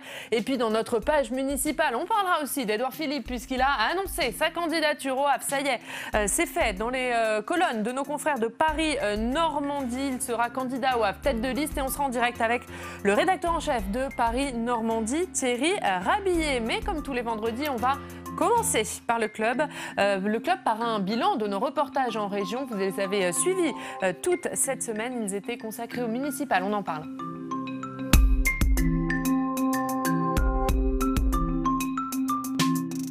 Et on en parle avec Fabien Recker. Bonjour Fabien. Bonjour. Merci d'être là. Vous étiez donc toute la semaine avec Quentin Calmet dans les Alpes-Maritimes, dans le Var. Vous avez notamment suivi la campagne du côté de Fréjus, de Mandelieu, la Napoule, de Nice. Et on a vu vos reportages, bien sûr, et ces élections. On a vu bien que c'est un rendez-vous pour le Rassemblement national, le parti de Marine Le Pen, qui ambitionne de renforcer son ancrage local. Tout à fait, Oriane, et notamment dans ces deux départements du sud-est de la France, où le RN a fait des plutôt bons scores tant à l'élection présidentielle que lors des européennes en mai dernier. Et à Nice, on a rencontré la tête de liste du Rassemblement national pour ces élections municipales. Il s'agit de Philippe Vardon, c'est un ancien membre du Bloc identitaire. Et bon, s'il a peu de chances de l'emporter à Nice, il est quand même très optimiste sur les chances du RN de gagner de nouvelles villes en 2020. Et pour lui, le parti peut tout simplement s'appuyer sur son bilan dans les villes gagnées en 2014. On va l'écouter. Nous avons un bilan exceptionnel. Dans les villes gagnées par le Rassemblement national, c'est moins d'impôts, c'est moins de béton, c'est plus de sécurité, c'est plus d'identité. Nous allons poursuivre ce maillage. Ça souligne aussi un changement de dimension de notre mouvement. Aujourd'hui, nous avons une implantation bien plus importante qui nous permet d'aller réellement au contact de nos compatriotes dans ces élections locales. Voilà, donc moins d'impôts, plus de sécurité, ce seraient donc les marqueurs de la gestion RN au niveau municipal, selon Philippe Vardon. Et vous étiez sur le terrain toute la semaine, est-ce que ça se vérifie ? Alors pour le savoir, nous sommes allés à Fréjus, vitrine du parti de Marine Le Pen. Cette ville de 52 000 habitants est en effet la plus grande municipalité gérée par un maire RN. Il s'agit de David Racheline. David Racheline qui défend son bilan, en particulier la réduction de la très forte dette de la ville, le tout sans augmenter les impôts locaux. Nous avons aussi rencontré ses opposants et eux, ils parlent au contraire d'une gestion opaque de la ville. Ils dénoncent une gestion en vase clos. Une association citoyenne vient de rendre public un livre noir de la mandature David Racheline. On va écouter le secrétaire de cette association. David Racheline est allé chercher un certain nombre de copains, on peut appeler ça comme ça, puisque c'était des gens totalement incompétents, la suite l'a démontré, pour faire l'audit des finances publiques, puisque la ville était endettée, pour déléguer les spectacles festifs de l'été à une entreprise qui était dirigée par quelqu'un de totalement incompétent. À chaque fois, ces entreprises ont déposé leur bilan. Et des opposants qui dénoncent des choix de prestataires douteux de la part de l'équipe municipale. Exactement. Et au chapitre des prestataires, vous vous souvenez de Philippe Vardon, la tête de liste niçoise, on vient de l'écouter juste avant. Cet ami de David Racheline est lui aussi rémunéré par la ville de Fréjus en tant que conseiller éditorial pour le journal municipal. Selon les informations de nos confrères de Var Matin, il percevrait pour cela 1 500 € par mois payés sur facture, et ce alors que la ville possède déjà son propre service de communication à Fréjus. Ça fait tiquer l'opposition qui parle de copinage. On a bien sûr posé la question à David Racheline. Philippe est un spécialiste de la communication, vous le savez. Il a eu beaucoup de responsabilités dans ces domaines. Il en a encore aujourd'hui dans son milieu professionnel. Ici, il renforce notre équipe dans le domaine de la ligne éditoriale, dans le domaine de la titraille, dans le domaine de l'amélioration générale du magazine. Il est d'ailleurs très performant et il travaille pour un prix très modéré, très mesuré. Donc je suis ravi de ses services. Voilà, le maire de Fréjus qui assume donc, alors bien sûr, salarier un membre de sa famille politique pour une prestation n'a en soi rien d'illégal, mais pour les opposants, c'est tout de même une pratique qui interroge et qui dénote aussi avec l'image d'un parti comme les autres que cherche à bâtir Marine Le Pen pour le Rassemblement national. Et merci beaucoup Fabien pour ces informations. Je rappelle que tous vos reportages réalisés avec Quentin Calmet sont à regarder sur notre site internet publicsénat.fr. Et puis la semaine prochaine, on suivra la campagne dans le Nord-Pas-de-Calais. On sera à Lille, à Lens et à Maubeuge. Dans quelques instants, on va accueillir nos journalistes. On va passer à ce club du jour et on va bien sûr continuer à parler des municipales avec d'abord cette question: êtes-vous bien inscrit sur les listes électorales? Si ce n'est pas le cas, il ne vous reste plus qu'une semaine pour le faire. Entre ceux qui ne figurent pas sur les listes ou ceux qui n'y figurent plus, pour éviter les mauvaises surprises le jour J, il suffit de quelques clics pour vérifier que vous êtes dans les règles ou non. Les démarches sont simples, comme nous l'explique Anthony Verpillon de TL7. Il est allé aux côtés d'agents de la préfecture de la Loire qui ont organisé une opération sur le terrain pour inciter les citoyens à vérifier leur situation.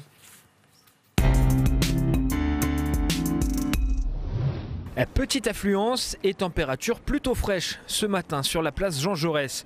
Et pourtant, ces 3 agents de la préfecture vont directement au contact des électeurs. Est-ce que vous savez si vous êtes inscrit sur les listes électorales?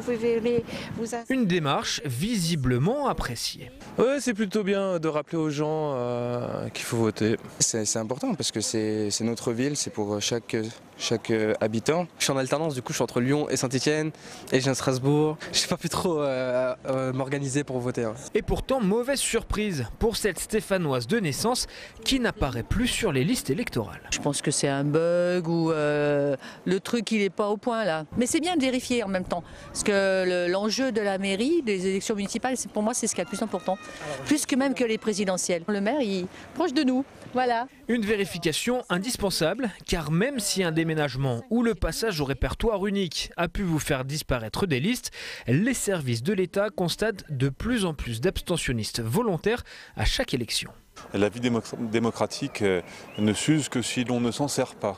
On se rend compte qu'il y a une forme peut-être de désaffection par nos concitoyens de la vie démocratique et l'État essaye de la faire vivre le mieux possible en offrant de nouveaux services. Et c'est un service à domicile, si j'ose dire, puisque c'est sur le téléphone portable ou sur l'ordinateur. Et si vous n'êtes pas encore inscrit, rien de plus simple, rendez-vous sur le www.démarche.intérieur.gouv ou directement en mairie avec une pièce d'identité et un justificatif de domicile de moins de 3 mois.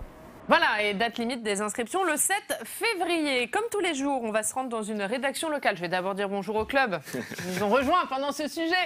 César Armand, bonjour. Arnaud Benedetti, bonjour. Et Thierry Dupont, bonjour. Rebonjour Quentin, vous qui revenez des Alpes-Maritimes, du Var. Vous êtes partout cette semaine. Quentin, on va donc parler des municipales, notamment de cette candidature d'Édouard Philippe. Mais d'abord, on va se rendre dans une rédaction locale et on va aller à Lyon retrouver Grégory Delsol. Bonjour Grégory. Bonjour. Vous êtes journaliste à Radio Scoop et on va faire avec vous un point sur la campagne à Clermont-Ferrand et à Saint-Etienne. On va commencer d'ailleurs par Saint-Etienne où Gaël Perdriau, le maire sortant, est le grand favori à sa succession. Oui, Gaël Perdriau qui avait créé la surprise en 2014. Il avait repris la ville aux socialistes à Maurice Vincent. Gaël Perdriau qui a fait du chemin au niveau local, mais aussi au niveau national, puisqu'il est devenu vice-président des Républicains. En 6 ans, il a réussi à tenir ses troupes. Et puis, il a également reçu le soutien des centristes pour ce scrutin, comme c'était d'ailleurs le cas il y a 6 ans. Et l'une des principales forces, c'est que ses adversaires, ils sont affaiblis à Saint-Etienne.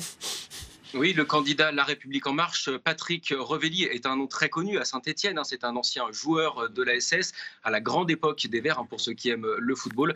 Le problème pour lui, c'est qu'il est novice en politique et qu'il part sans aucune alliance. Et puis la gauche, elle apparaît divisée en ordre dispersé. Les écologistes, par exemple, ce qu'ils peuvent espérer de mieux, c'est de faire un meilleur score que le PS pour pouvoir être en position de force pour négocier des alliances au second tour. Alors vous nous parlez de l'écologie, mais l'économie sera aussi au cœur de cette campagne à Saint-Étienne. Oui, c'était l'un des principaux chantiers de Gaël Perdriau sous ce mandat, la création d'un énorme centre commercial à l'entrée de la ville, style dossier très critiqué, déjà parce que ses détracteurs lui reprochent que ça puisse désertifier le centre-ville avec des commerces déjà en difficulté. Il a coûté 200 millions d'euros, 800 emplois à la clé. Et puis il y a également les transports avec la création d'une 3e ligne de tramway qui a été inaugurée à la mi-novembre. Les écologistes eux-mêmes ont mis en cause son utilité. Le projet avait coûté 70 millions d'euros. Il avait été épinglé également par la Cour régionale des comptes. Reste que ces 2 épines dans le pied de Gaël Perdriau ne devraient toutefois pas l'empêcher de marcher vers un second mandat consécutif. Voilà pour le point à Saint-Étienne. On va filer à Clermont-Ferrand. Clermont-Ferrand, la situation est à peu près la même avec un maire sortant en position de force. Oui, le candidat PS Olivier Bianchi, qui devrait a priori être réélu avec une avance assez confortable. Il est d'ailleurs crédité de 45% d'intention de vote au premier tour, d'après un sondage IFOP pour l'Humanité publié hier. Alors Clermont est ancré à gauche depuis très longtemps, depuis 75 ans. La ville est à gauche depuis la fin de la Seconde Guerre mondiale. Alors on va le dire très clairement, l'opposition ne semble pas taille pour rivaliser avec Olivier Bianchi, qui en plus a su rassembler à gauche autour de lui avec l'union des écologistes et des communistes à sa cause. Donc si on vous écoute, Grégory, personne n'est en mesure de lui faire barrage ? Non, ce sera très compliqué. Alors, le MoDem et les Républicains se sont dit l'union pourrait faire la force. Mais Jean-Pierre Brennas, le candidat Les Républicains, il allait un peu à reculons à cette élection. Et puis, du côté de La République En Marche, c'est la même configuration qu'à Saint-Étienne, avec un candidat sans aucune expérience politique et inconnu du grand public. C'est Éric Fédy, c'est un ancien cadre de chez Michelin. Au final, la seule force d'opposition la plus virulente, en tout cas, ce serait peut-être la France insoumise. Mais Olivier Bianchi, là aussi, semble avoir la main sur ce dossier puisqu'il avait réussi à pactiser avec eux au second tour il y a 6 ans. Et sur quel thème se fait la campagne à Clermont-Ferrand ? Quels sont les thèmes qui préoccupent les Clermontois ? Alors, il y a déjà les transports. Olivier Bianchi a été très clair. Il ne veut pas d'une 3e ligne de tram à Clermont. En revanche, il a instauré la gratuité des vélos en libre service en centre-ville. Il veut également instaurer la gratuité des transports en commun le week-end. Et puis, il y a la question de la sécurité avec des règlements de compte qui ont marqué l'actu à Clermont ces dernières semaines et ces derniers mois. Olivier Bianchi, le maire sortant, qui ne veut pas armer la police municipale. L'opposition, de son côté, veut doubler les effectifs policiers. Et puis, dernier point, à Saint-Étienne comme à Clermont, l'enjeu sera le même, puisque le maire élu aura toutes les chances également d'être à la présidence de la métropole, avec toutes les prérogatives que cela implique en termes d'urbanisme, de tourisme, de transport et de développement économique. Merci beaucoup, merci Grégory Delsol d'avoir été avec nous ce matin. Merci pour ce point très complet sur la campagne à Saint-Étienne et à Clermont-Ferrand. Je rappelle que vous êtes journaliste à Radio Scoop. Un mot rapidement sur ce que vient de nous dire Grégory, aussi bien du côté d'Olivier Bianchi que de Gaël Perdriau. Eh bien, on voit que finalement, ce sont les maires sortants qui sont en position de force. Oui, ça marque un peu le reflux, l'échec qu'on attend pour la République En Marche au niveau national. C'était 2 maires qui pouvaient apparaître comme Macron-compatibles. Au final, ils s'éloignent de plus en plus du président de la République. La preuve, c'est que, par exemple, Gaël Perdriau a pris une vice-présidence au sein des Républicains récemment. Donc voilà, ce sont des villes qui auraient pu être des objectifs pour le gouvernement et qui finalement risquent de rester dans l'opposition. Oui, ça montre la difficulté tout simplement de la République En Marche à s'implanter politiquement dans les villes et dans les territoires. Ça montre aussi que finalement, les maires sortants, il y aura peut-être une prime aux sortants dans cette élection municipale, tout simplement parce qu'ils ont à faire valoir un bilan et que dans un paysage politique qui bouge beaucoup, peut-être que l'électorat aussi a besoin de points de repère de stabilité. Ça a beau être des métropoles qui auraient pu être tentées par En Marche, mais les maires concernés s'en sont vite éloignés parce qu'ils disent avoir subi la contractualisation financière qui a fait resserrer leurs dépenses de fonctionnement et ça a créé une coupure avec la Macronie. Allez, on va parler de cette info municipale du jour. C'est bien sûr cette déclaration d'Édouard Philippe. Ça y est, c'est officiel. Édouard Philippe est candidat à la mairie du Havre. Tête de liste, le Havre, c'est la ville dont il est déjà conseiller municipal, ville dont il a été maire de 2010 à 2017. Et cette annonce, eh bien, il l'a fait dans les colonnes de Paris-Normandie. Et justement, on va retrouver en direct Thierry Rabillet, le rédacteur en chef de Paris-Normandie. Bonjour Thierry, merci d'être avec nous. Édouard Philippe qui se déclare donc dans vos colonnes ce matin. Que vous dit le Premier ministre? S'il tient sa promesse, il a dit qu'il s'exprimerait avant le 31 janvier. Nous sommes le 31 janvier. Et la petite surprise, c'est qu'il sera tête de liste. On ne doutait plus depuis quelques semaines qu'il viendrait s'engager dans la campagne électorale au Havre aux côtés du maire actuel Jean-Baptiste Gastine. On ne se doutait pas forcément qu'il serait tête de liste. Et là, Édouard Philippe a levé le voile. Il mènera cette liste pour les Havrais et pour les Havraises. Et ensuite, il se mettra à la disposition d'Emmanuel Macron. Si Emmanuel Macron souhaite le conserver à Matignon, il repartira à Matignon, ou plus du moins, il restera à Matignon. Et ce sera Jean-Baptiste Gastine qui guidera la politique havraise. En tout cas, Édouard Philippe, c'est un choix fort, à l'image de Gérald Darmanin, qui avait aussi dévoilé sa candidature à Tourcoing cette semaine. On voit que les hommes forts du président se lancent dans la campagne des municipales pour démontrer qu'on peut à la fois faire de la politique autrement et continuer à piloter des villes. Cette interview d'Édouard Philippe, elle est donc ce matin dans vos colonnes, dans les colonnes de Paris-Normandie. Comment elle a été négociée avec Édouard Philippe? Est-ce que ça fait plusieurs jours que vous travaillez dessus avec le Premier ministre? J'allais me dire plusieurs mois, à partir du moment où on a commencé à parler des municipales. C'est un sujet qui était fort dans la campagne. Édouard Philippe, on se souvient, à l'université d'été de la République En Marche, il avait dit que s'il y avait une ville où il pourrait être candidat, ce serait le Havre, car ses tripes avaient le goût d'eau salée et qu'à chaque fois, il ne manquait jamais l'occasion de dire que le Havre lui manquait, qu'il adorait le Havre. Donc on savait que si ce serait le Havre ou nulle part ailleurs, eh bien cela, donc ça fait plusieurs mois qu'effectivement qu'on est en contact avec l'entourage du Premier ministre, qu'on lui a fait passer des messages. Et quelque part, en toute modestie, on ne doutait pas qu'il nous ferait confiance pour annoncer cette candidature s'il devait se porter candidat. Car pour un ancrage local, qui, mieux qu'un quotidien régional, peut montrer qu'un candidat est vraiment en phase avec son territoire. Édouard Philippe qui est donc attendu ce soir au Havre, et il lancera sa campagne. Comment est attendue cette visite? Comment les habitants l'attendent? Est-ce qu'il y a déjà des manifestations, quelque chose? Il y a des manifestations qui sont attendues dans le périmètre de la salle François Ier, donc il y aura forcément un large cortège policier autour pour assurer la sécurité. Il faut savoir que ce sont des cartons d'invitation individuels qui ont été lancés par l'équipe d'Édouard Philippe, donc où il faudra montrer patte blanche pour entrer dans cette salle. Donc on est vraiment dans un lancement de campagne avec uniquement des partisans et bien sûr tous les manifestants. On pense notamment au personnel portuaire, aux dockers qui sont très mobilisés contre la réforme des retraites depuis plusieurs semaines là. Ils assureront bien sûr un comité d'accueil, mais ils seront seulement tenus éloignés. Donc effectivement, ça risque autour de 18h, 19h. Il va y avoir du mouvement autour de cette salle-là. Il y aura de l'ébullition à l'intérieur parce que Édouard Philippe va être reçu chaleureusement. C'est un petit peu le Messie qui revient au pays. Et à l'extérieur, il y aura toutes les personnes qui sont hostiles à sa politique gouvernementale qui seront dehors. Donc effectivement, il y aura à la fois les anti et les pro-Édouard Philippe ce soir qui seront dans la rue au Havre. Bien, on suivra tout ça grâce à vous, Thierry Rabillet, puisque vous viendrez nous parler de ce lancement de campagne d'Édouard Philippe lundi dans cette émission. Et puis on va revoir bien sûr la une de Paris-Normandie. Je suis candidat au Havre. La déclaration de candidature d'Édouard Philippe dans vos colonnes ce matin. Merci beaucoup Thierry Rabillet d'avoir été en direct avec nous. Et on vous retrouve lundi. C'est un faux suspense finalement qui est levé ce matin, Arnaud Benedetti. Oui, mais ce qui est très intéressant, tant avec la candidature d'ailleurs d'Édouard Philippe au Havre qu'avec celle de Gérald Darmanin à Tourcoing, c'est que finalement la Macronie, on voit des hommes politiques forgés dans le vieux monde pour essayer d'une certaine manière d'atténuer une défaite annoncée à ces élections municipales. Je crois qu'en effet c'était attendu. Ce qui était peut-être moins attendu, c'est qu'il soit tête de liste en l'occurrence, puisque on se doutait bien qu'il serait sur la liste de son successeur. je pense qu'il y a aussi la volonté, en effet, de montrer que le Premier ministre s'engage pour sa majorité, qu'il est en première ligne et qu'il va au combat afin de défendre aussi, d'une certaine manière, le bilan de 2 ans et demi de mandat. Et c'est important, en effet, qu'en tant que chef de la majorité, le Premier ministre soit peut-être tête de liste dans sa ville. Et montrer aussi cet ancrage local de ce gouvernement dont on a tant reproché la déconnexion. Il dit, Édouard Philippe, je n'ai jamais envisagé un engagement politique ailleurs qu'au Havre. C'est la ville que j'aime, c'est là que sont mes attaches.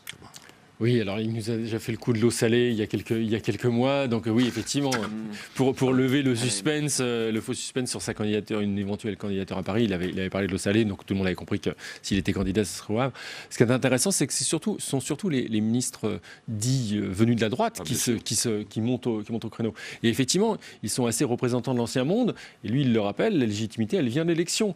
Dans une démocratie, le fondement de la légitimité, c'est l'élection. Exactement. Et donc la vraie surprise, c'est qu'il n'y ait pas plus de candidats finalement dans les rangs du gouvernement. Alors vous allez me dire, il y en avait, mais on les a débranchés. Si on prend les deux ministres qui voulaient se présenter l'un contre qui voulaient se présenter à Biarritz. Donc, mais pour l'instant, sont surtout l'aile droite du gouvernement qui part au combat. Et les autres, on attend de voir. Édouard Philippe, qui est conscient que sa candidature au Havre va peut-être entraîner une nationalisation du scrutin. Il le dit d'ailleurs, certains essaieront de tirer des élections du Havre des leçons nationales. Pour ma part, je vais faire campagne sur mon programme, sur l'équipe que je conduis et sur la vision que j'ai pour la ville. Est-ce que quand même le Premier ministre candidat, ça n'entraîne pas une nationalisation du scrutin? Bien sûr, mais il ne faut pas oublier non plus qu'il a toujours défendu, c'est toujours interdit de rejoindre En Marche. Et qu'il n'est ni LR ni En Marche, mais qu'il est candidat au Havre en tant qu'ancien maire du Havre, qui va, s'il reste au gouvernement après les municipales, ce sera un maire LR qui sera toujours en poste, certes adoubé par En Marche, mais ça reste aussi une élection où on est en même temps à gauche et en même temps à droite. C'est compliqué de faire campagne quand on est à Matignon, surtout dans le contexte actuel de la réforme des retraites. Ça va être dur pour Édouard Philippe? Ça va être compliqué parce que de toute façon, ses opposants nationaliseront forcément le scrutin. C'est de bonne guerre, d'autant plus que Le Havre n'est pas une ville facile quand même sur le plan du rapport de force politique. C'est une ville où la gauche reste forte, c'était une ville de gauche, notamment les communistes. Donc on imagine que les enjeux nationaux seront inévitablement des enjeux qui seront traités lors de cette élection municipale. Mais si vous voulez, Édouard Philippe aujourd'hui, il faut absolument qu'il soit candidat parce que dans la difficulté que justement la République En Marche a à trouver des têtes d'affiche, des candidats dans un scrutin qui montre d'une certaine façon, encore une fois, leur faible capacité à réussir à s'implanter, il fallait une tête d'affiche. Et qui mieux que Édouard Philippe pour être cette tête d'affiche, d'autant plus que lui, comme vous l'avez dit, a une légitimité locale qu'il a pu acquérir bien avant de devenir Premier ministre. Et donc, d'une certaine manière, il peut être une sorte d'emblème, encore une fois, qui permettra de donner un gain électoral à la République En Marche dans un contexte qui s'annonce quand même particulièrement délicat. Oui, je voudrais juste corriger ce que je disais tout à l'heure. C'est vrai qu'il y a des ministres qui vont se présenter, par exemple, à Paris, et, comme Marlène Schiappa, par exemple, dans le 14e arrondissement, mais elle ne sera pas tête de liste. Et donc, elle fait la moitié du chemin, en fait. C'est-à-dire qu'elle ne... En tout cas, elle n'est pas candidate à la mairie de Paris. Elle n'est pas candidate à la mairie de Paris. Elle n'est même pas candidate à la mairie d'arrondissement. Enfin, en tout cas, elle n'est pas la tête de liste dans le 14e arrondissement.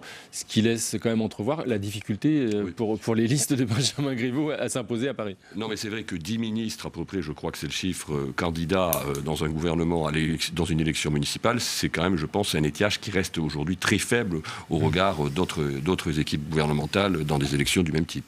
Il faut se rappeler aussi qu'Édouard Philippe longtemps visait la ville de Paris, que ses conseillers alimentaient cette rumeur, qu'Anne Hidalgo et ses conseillers eux-mêmes disaient « Édouard Philippe est venu nous voir en disant « je serai candidat » et il lui répondait « ok, on va te battre ». Maintenant, et c'est peut-être pour ça qu'il précise qu'il n'a jamais envisagé une autre candidature qu'au Havre ce matin. Mais il habite aussi à Paris dans le 9e et il aurait pu être candidat dans le 9e. Juste un mot à Arnaud Benedetti, vous le disiez, Édouard Philippe, il a quitté la mairie du Havre pour Matignon. Cette fois, il le dit, il ne quittera pas Matignon pour la mairie du Havre, quand bien même il est élu le 22 mars. Est-ce que ça, c'est un message qui peut être entendu par les électeurs? C'est toujours compliqué, parce que dire qu'on mène une liste et que finalement on ne sera pas maire, c'est un message qui peut être perçu comme ambigu et qui peut en effet poser problème à un certain nombre d'électeurs. Donc c'est en effet une ligne de communication politique qui est complexe. Qu'est-ce qui se passe si Édouard Philippe n'est pas élu à la mairie du Havre? On répondra à cette question le 23 mars. Mais est-ce qu'il quitte Matignon? Voilà. Donc ça nous promet de beaux débats en perspective. Et on aura bien sûr l'occasion d'en reparler. Allez, les municipales qui font aussi réagir sur Twitter. On va voir tout ça avec vous, Quentin.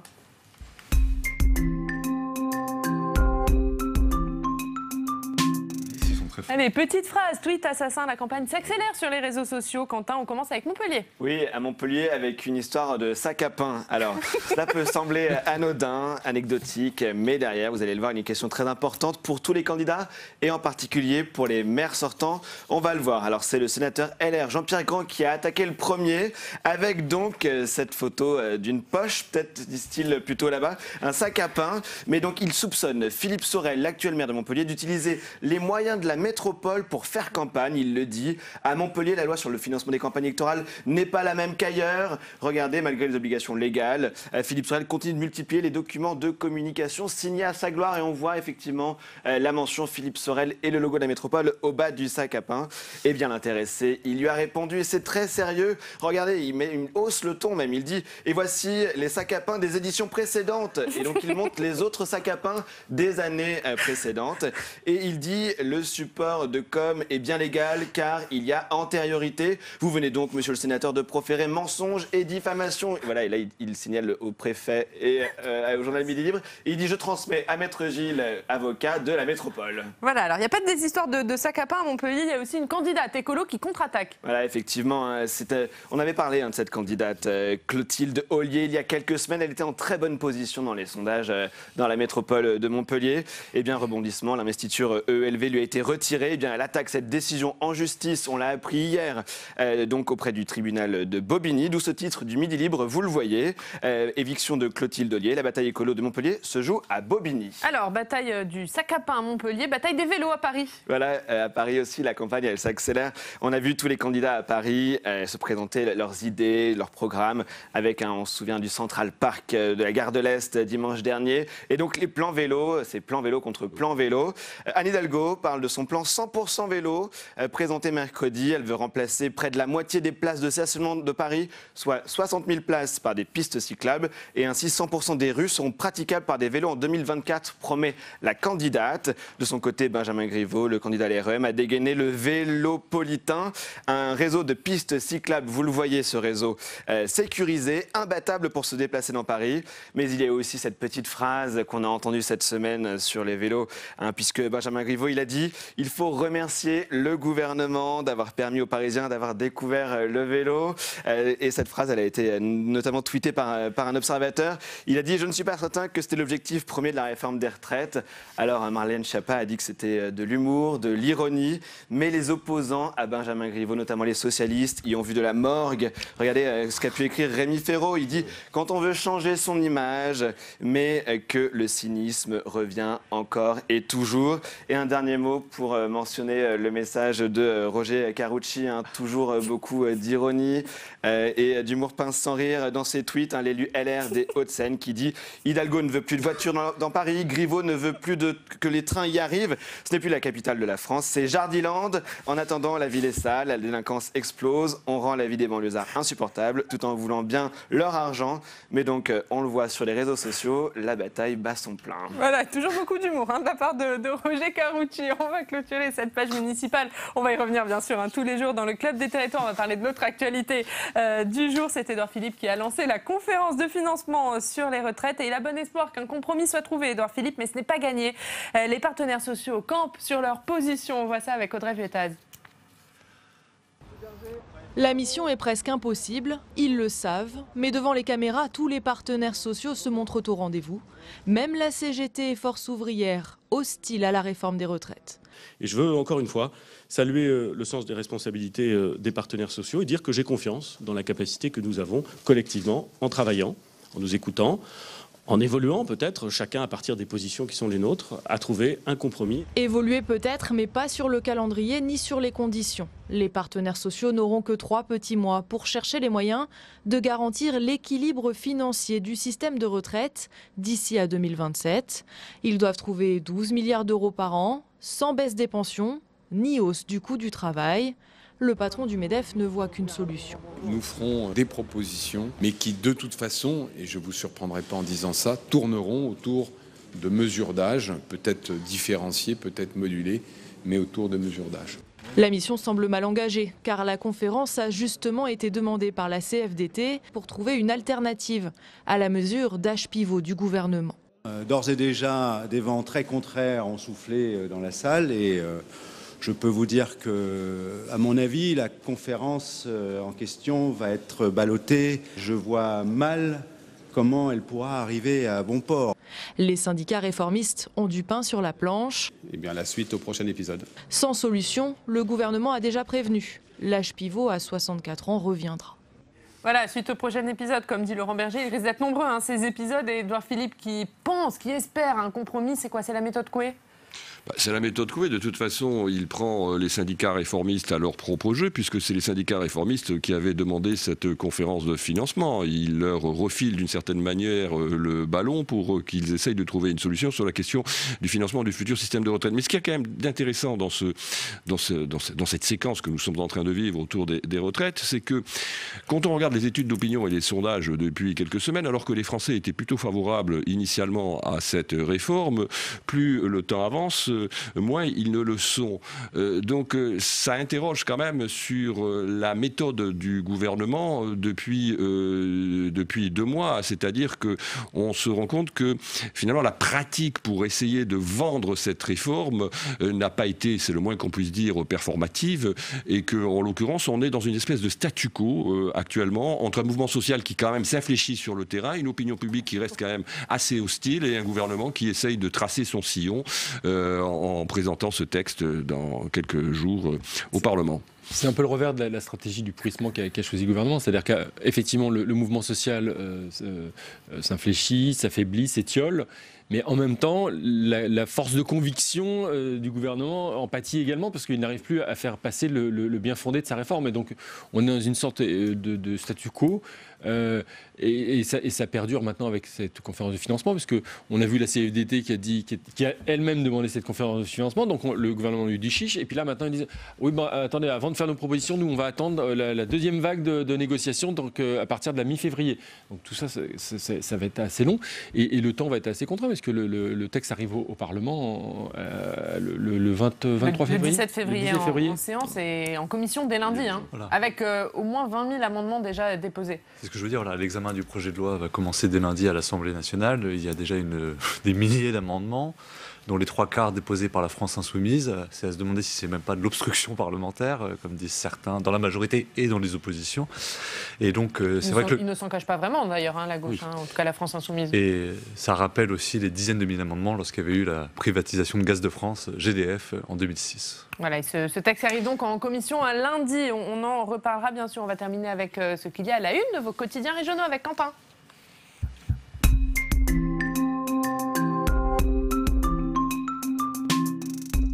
Et Quentin, ce matin, beaucoup de titres de la presse régionale, tout comme nationale d'ailleurs, reviennent en une sur le Brexit. Voilà, alors dans un anglais souvent rudimentaire, je ne vous le cache pas, mais on va en regarder plusieurs d'affilée. Allons-y, on va commencer par la dépêche avec ce simple goodbye et un point d'exclamation, mais également juste à côté le courrier de l'Ouest. Ce soir, le Royaume-Uni dit bye bye à l'Europe. Le Brexit qui interviendra à minuit ce 31 janvier, soit 1317 jours après la décision des Britanniques de quitter l'Union européenne, rappelle le journal basé à Angers. Nord Littoral, de son côté, lui, il relativise. Le journal basé à Calais explique que c'est effectivement aujourd'hui que le Royaume-Uni quitte l'Union européenne officiellement, mais le changement, c'est pas maintenant, puisque on le sait, il y a maintenant cette période de transition et une longue négociation entre l'UE et le Royaume-Uni qui s'engage. Enfin, on voulait vous montrer avec Fabrice Cunet un 4e journal qui a consacré effectivement sa une au Brexit, Ouest France, qui nous parle de ces Écossais qui voulaient rester européens. Vous les voyez, c'est à lire un reportage dans un pub à Édimbourg. L'Écosse, où 62% des votants, ils ont voté pour le Remain, vous savez, pour rester en 2016. Ils se disent aujourd'hui, dans l'article qu'on peut lire, ils se disent dépités, résignés et en colère. Un Brexit qui réveille aussi les velléités indépendantistes des Écossais, notamment au sein du SNP, le Parti national écossais. Autre sujet à la une de la Provence. Eh bien, on parle du coronavirus, puisque c'est effectivement dans les Bouches-du-Rhône, à Carry-le-Rouet, qu'il y a ces confinés en Provence. Vous les voyez, ces 200 Français qui rentrent de Chine. Alors, un avion spécial en provenance de Chine doit se poser ce matin sur la base d'Istres, nous raconte la Provence. Ces passagers, qui pourraient avoir été en contact avec le virus, dit le journal, seront ensuite acheminés vers le centre vacanciel, que l'on voit donc ici même sur la photo. Plaisant endroit, et un site stratégique installé au bord de mer. Une autre épidémie menace Marseille, nous raconte le journal, une infection au pneumocoque. Et on termine avec le Républicain Laurent. Oui, voilà, on va juste rapidement signaler cette une qui est consacrée à la circulaire Castaner, avec cette légende à cette photo. Beaucoup de candidats aux élections municipales ont fait le choix de se présenter sans étiquette politique, jugée comme trop restrictive. Mais derrière, il y a toute une polémique sur une possible manœuvre de la part de l'exécutif pour camoufler les mauvais résultats de l'REM qui pourraient être anticipés par le gouvernement. Et décision du Conseil d'État ce matin sur cette circulaire Castaner. On va regarder rapidement vos unes, messieurs. La une de la Tribune, César Armand, avec cette interview de Bruno Le Maire. Nous devons construire un nouveau modèle productif. C'est en une de votre journal, à la une du cahier Territoire de la Tribune. C'est l'aviation française qui veut sa filière carburant. La une de la revue politique et parlementaire Arnaud Benedetti, Territoire sous tension. Et puis la une de l'Express, Thierry Dupont, la vraie victime du Brexit, c'est l'Europe. Merci beaucoup d'avoir été avec nous, messieurs. On se retrouve lundi, notamment avec vous, Arnaud. Lundi, l'invité politique, ce sera Fabien Roussel, le secrétaire national du Parti communiste. On vous souhaite un très bon week-end sur Public Sénat. À lundi. La presse quotidienne régionale et les télévisions locales vous ont présenté le Club des Territoires.